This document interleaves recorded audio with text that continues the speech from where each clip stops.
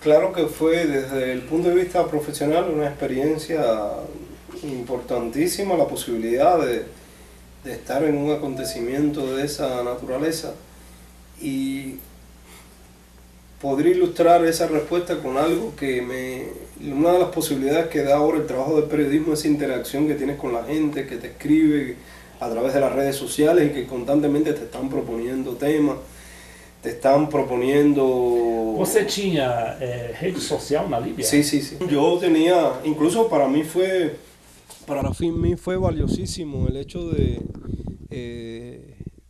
poder estrenarme en las redes sociales de esa manera, porque recibía informaciones de muchas personas que me proponían enfoques o me daban información de qué era lo que estaba sucediendo, porque lo habían por personas que conocían de Libia, con las cuales hablaban, y a partir de ahí muchas veces yo pude reorientar mi trabajo, pero también una experiencia que algo que sucede también con las redes sociales es el hecho que no solo te sigue quien quiere mejorar o quiere interactuar para que la cobertura sea satisfactoria, sino quien te escribe porque adversa lo que haces, porque no está de acuerdo con lo que estás diciendo. Y yo recuerdo que entre esas opiniones que un día me hacen llegar es que me dicen, mira, ahora que estás ahí con los principales canales, con los principales medios de información del mundo, mira, a ver si aprendes entonces a hacer periodismo.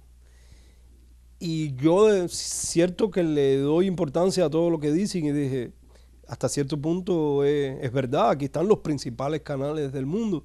Y de alguna manera yo miraba qué era lo que hacíamos todos para a ver qué podía incorporar también a mi trabajo y tratar de ser mejor, sin duda.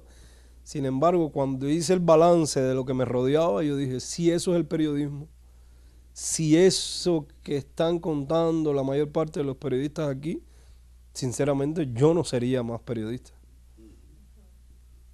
Yo no sería periodista. Si algo me anima a seguir haciendo periodismo es que trabajo en un lugar donde se puede contar de otra manera, donde se puede decir de otras cosas, pero sinceramente salí convencido que esa no era la manera de hacer el periodismo, por la manera en que se ocultaba y se falseaba la realidad. Como se comportavam os periodistas ou operadores de outras televisoras distinto a Telesur? ¿Trabajaban? Por ejemplo, podíamos llegar a un lugar, como nos pasó muchas veces, donde sin dudas no había la más mínima duda de que era un edificio bombardeado, un edificio civil, que llegábamos cuando estaban sacando los cadáveres debajo de los escombros, donde era una zona, una colonia, un predio de edificios civiles, con los vecinos, con las personas llorando, sacando a sus familiares, a sus amigos. Y al otro día, cuando veíamos las imágenes, salían las imágenes del edificio de enfrente. No salía la imagen del edificio donde el misil hizo el cráter y de donde estaban saliendo los cadáveres. Salía el edificio de enfrente, que claro, estaba dañado, pero era la onda expansiva, no era la destrucción de la bomba. O sea, el mundo no vio el horror de esa guerra. El mundo no lo vio. No salió en El País, no salió en Al Jazeera, no salió en BBC. Esas imágenes no salieron. Eso no fue mostrado. Y como eso, muchos ejemplos de cuestiones que sucedían.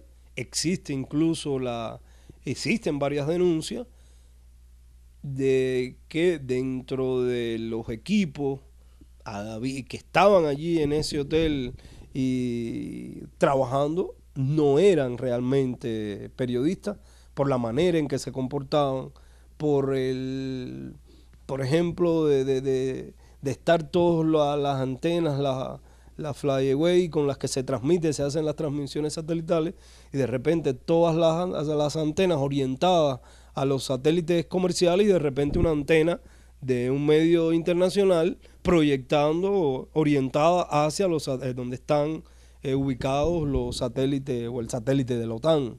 Evidentemente, dentro de los periodistas existe la denuncia, y todo parece indicar que de algún modo era así, había personas que no eran realmente periodistas y que trabajaban al servicio de los países que estaban agrediendo al país. Hay sin duda otros ejemplos. Está el caso, por ejemplo, vinculándole el tema de las redes sociales, de la importancia del intercambio con la gente y del hecho de la existencia de los blogs. Está el caso de una ciudadana española, psicóloga, que conocía mucho Libia porque la visitaba por interés personal y tenía un blog que apenas la veían o tenía visibilidad para unas 100 personas. Y cuando ella empieza a ver lo que está pasando en Libia como ciudadana preocupada, empieza a escribir y a poner todo lo que le decían sus amigos. Y ese blog empezó a ser visitado por miles y miles de personas. Y ella es una de las que se comunica conmigo y me da información y me dice, está pasando esto, pasa esto por acá. Pero ¿qué pasa? El periodismo nos hemos acostumbrado a determinadas fuentes. Esa puede ser una fuente, una persona ¿quién es ella para...? Bueno, yo la tomaba en cuenta, pero cada vez la tuve que ir más tomando en cuenta y me fui percatando de que ahora surgió un nuevo tipo de fuente y que tú le tienes que dar total credibilidad cuando actúan como actuó ella. La mayor parte de las veces todo lo que ella me decía era así, pero ella hablaba constantemente con personas en diferentes partes de Libia. Por ejemplo, se decía que los rebeldes estaban a 40 kilómetros de la capital. Eso desde el conflicto empezó en febrero, en abril se decía eso, en mayo que Claiborne estaba, y los rebeldes no llegaron hasta agosto, casi julio de agosto. Si desde marzo o abril estaban a 40 kilómetros hubieran llegado. Bueno, precisamente esta persona, Leonor, es la primera que me avisa de que en Qatar se estaba grabando en un estudio, se estaba haciendo ya grabando una escenificación de la entrada de los rebeldes a la Plaza Verde. Yo sinceramente no le di crédito a lo que me estaba diciendo. Yo dije, ella ya está fabulando porque no creía posible que un canal supuestamente serio y que para muchos se nos dibujó como la alternativa en los relatos desde el mundo árabe pudiera ser algo así. Y el día que ya está sucediendo este hecho, cuando perdemos la comunicación y estábamos solos estábamos en el hotel sin poder salir entre el fuego cruzado de las fuerzas de Gaddafi y los rebeldes, no teníamos luz, no teníamos agua. En uno de los momentos que logro tener comunicación con el canal, me dicen, no, ya los rebeldes están en la Plaza Verde y todo el mundo está celebrando y hay periodistas allí. Y yo digo, pero ¿cómo no puede ser? Sí que hay gente, pero no puede ser. La ciudad por un lado está siendo bombardeada, la gente no está en la calle, hay enfrentamientos, ¿quién va a salir a celebrar? Y recordé en ese momento lo que me había dicho Leonor y digo, eso es falso. No, pero es la Plaza Verde. Eso es falso, no puede ser. Nosotros estábamos a 10 minutos de la Plaza Verde. Por lo que estaba pasando allí era imposible que alguien estuviera celebrando en la Plaza Verde. Efectivamente se comprobó que había sido falso con ver las imágenes. Telesur, Russia Today, varios canales del mundo hicieron el análisis. Se dieron cuenta, como en caricaturas así, los elementos que le faltaba a la Plaza Verde original, porque por más que trataron de imitar el escenario, le faltaba el friso de las ventanas, le faltaba un grupo de elementos, y los propios rebeldes reconocieron que había sido una operación de manipulación para rebajar la moral de las fuerzas de Gaddafi, algo que desde el punto de vista militar podría estar justificado. No cuestiono desde el punto de vista militar la efectividad de una estrategia de ese tipo, pero que un medio de comunicación internacional sirva a esos intereses. ¿Qué hizo Telesur ese día? Fue a la Plaza Verde y mostró que la verdad estaba ahí. Posteriormente se pudo regresar a la Plaza Verde, pero en ese momento ya era una de las críticas que se le hacía a Telesur. ¿Por qué no estaba en ese momento en la Plaza Verde? Era imposible estar en la Plaza Verde porque una de las estrategias fue cercar a los periodistas, a los 39 periodistas que estaban en el Hotel Rixo, de cercar el hotel e impedir la salida. De hecho, hasta periodistas de de los propios de agencias internacionales, era Reuters o France Press, tenía el Vigan, el aparato para poder tener comunicación, y lo tenía en el patio, en la terraza del hotel, y un francotirador desde un punto afuera del hotel le disparó o sea, evidentemente después nos dimos cuenta por qué era que realmente no podíamos salir de allí.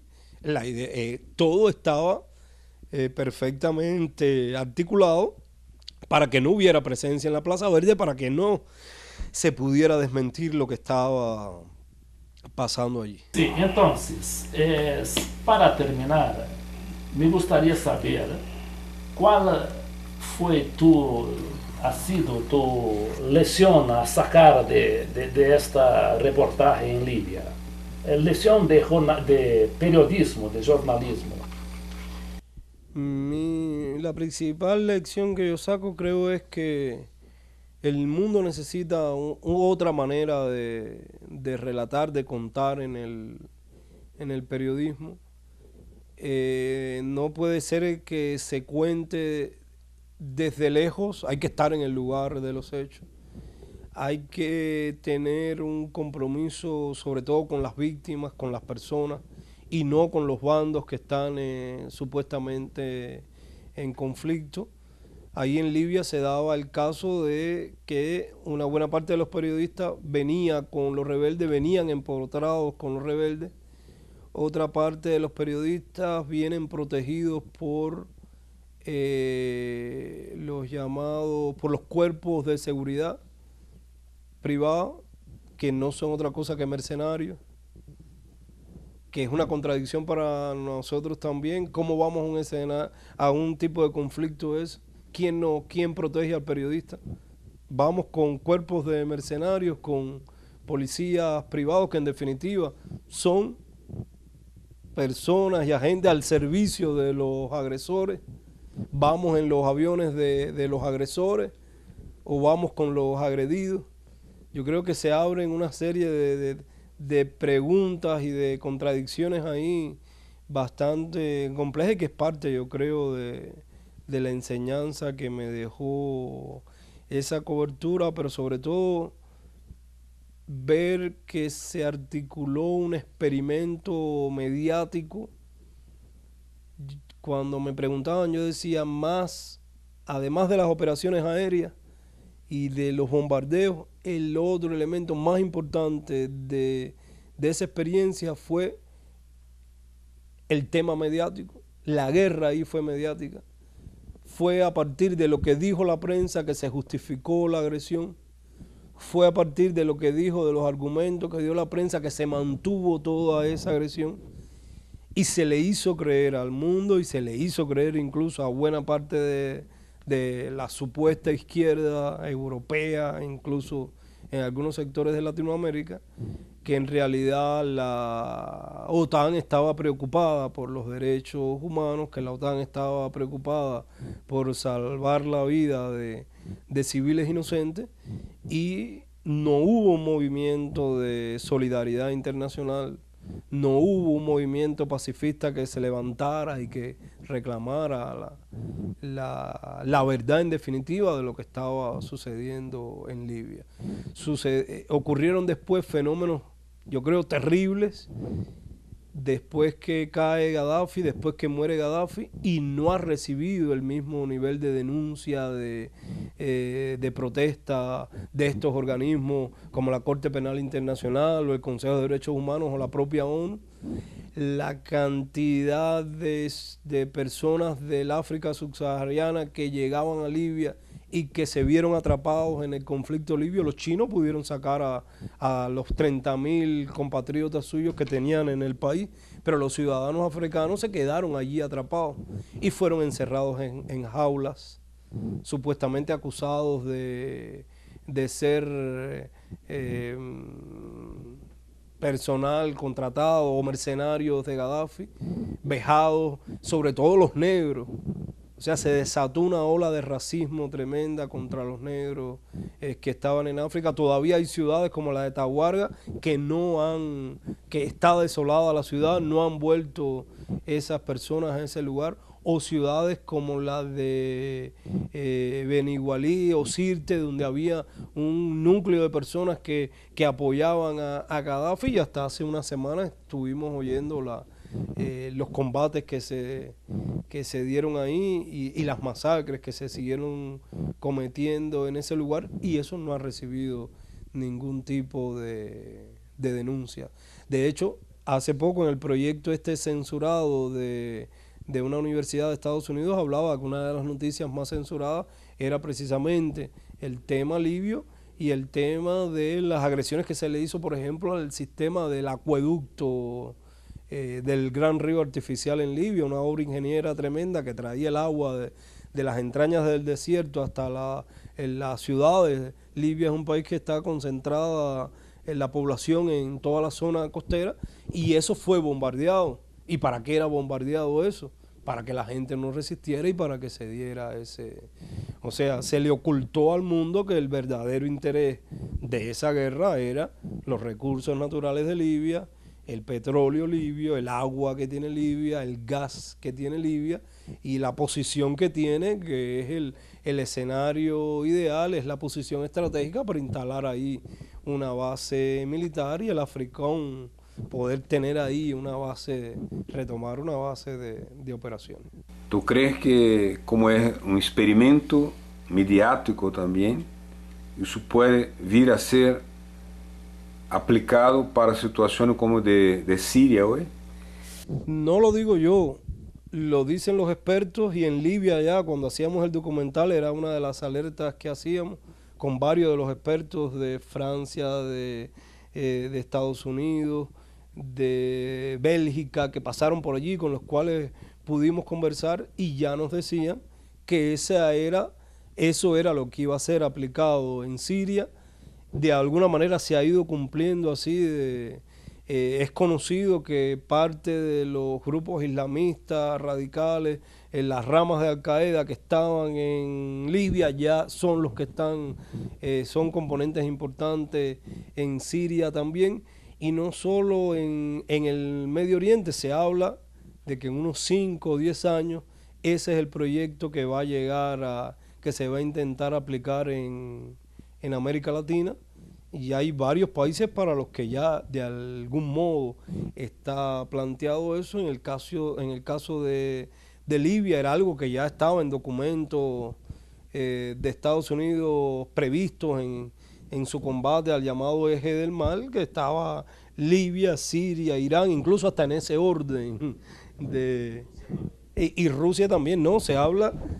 Hay expertos que hablan de que esto es parte de la gran ola, de la tercera ola de guerra, o de la onda de las supuestas revoluciones de colores, y que puede ser aplicado a cualquier país. Incluso se habla de España, se habla de Italia, se habla que puede ser aplicado a cualquier país que articule o que piense o que proyecte un pensamiento, un proyecto que vaya por un camino diferente al que tienen diseñado los grandes centros de poder, las grandes corporaciones, y en definitiva